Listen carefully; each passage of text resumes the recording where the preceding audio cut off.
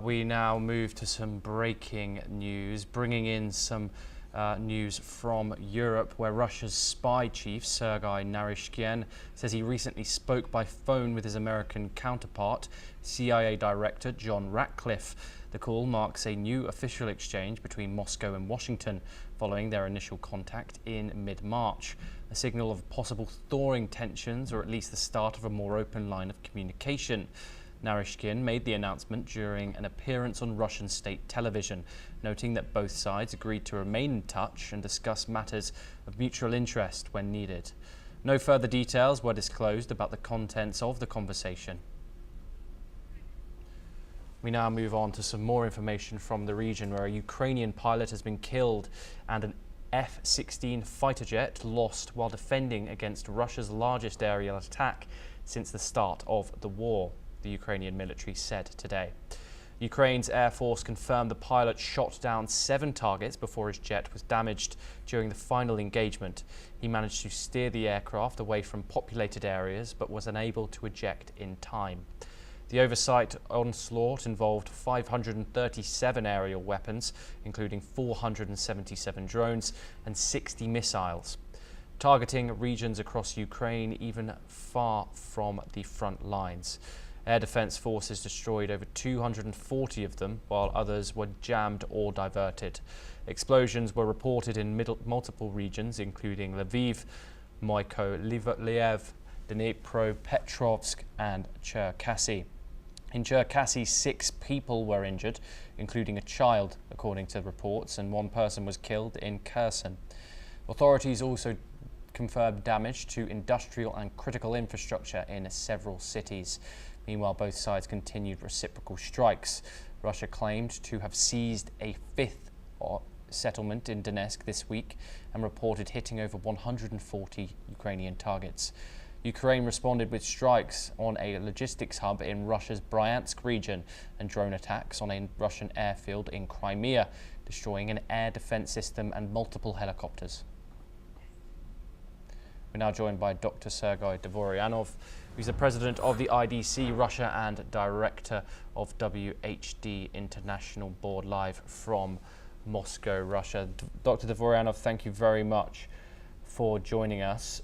Kiev has said that Russia just launched one of its largest, if not one of its largest, assaults of the war, air assaults. Over 530 drones and missiles put together here, including killing 1 F-16 pilot in the process. What strategic aim justified such a costly bombardment?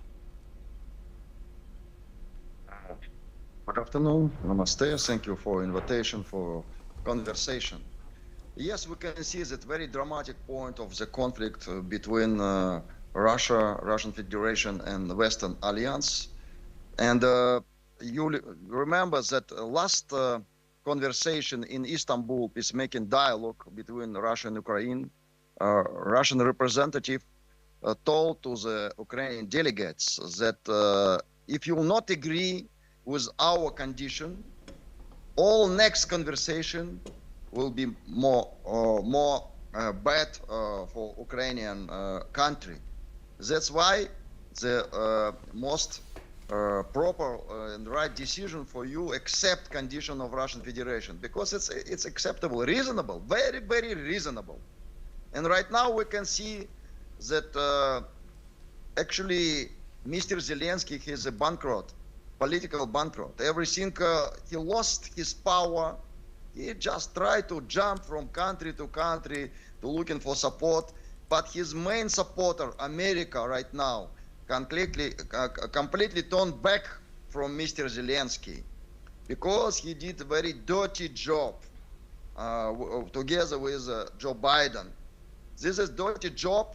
He started with this conflict between 2 brother nations, Russian and Ukrainian nations, because we have the same roots, same history, same tradition.